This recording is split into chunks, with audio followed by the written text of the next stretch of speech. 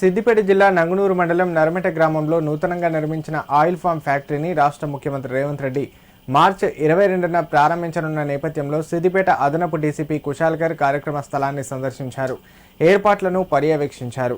ఈ నేపథ్యంలో నిర్వహించనున్న సభ కార్యక్రమానికి సంబంధించి ఏర్పాట్లను పరిశీలించారు.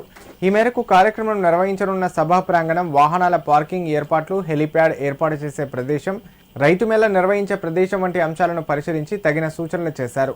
ముఖ్యమంత్రి పర్యటన నేపథ్యంలో భద్రతా ఏర్పాట్లు పకడ్బందీగా ఉండేలా చర్యలు తీసుకోవాలని, ట్రాఫిక్ నిర్వహణకు తగిన ప్రణాళిక రూపొందించాలని అధికారులకు సూచించారు.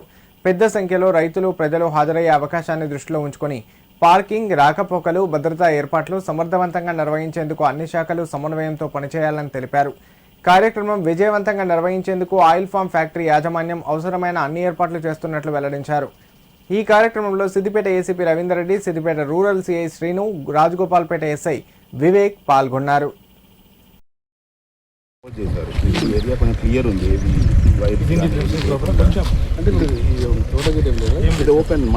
మన ఇంటర్నల్ ల్యాండ్ ఇది ఓపెన్ సార్. ఇక్కడ ప్రపోజ్ చేస్తారు, చూద్దాం.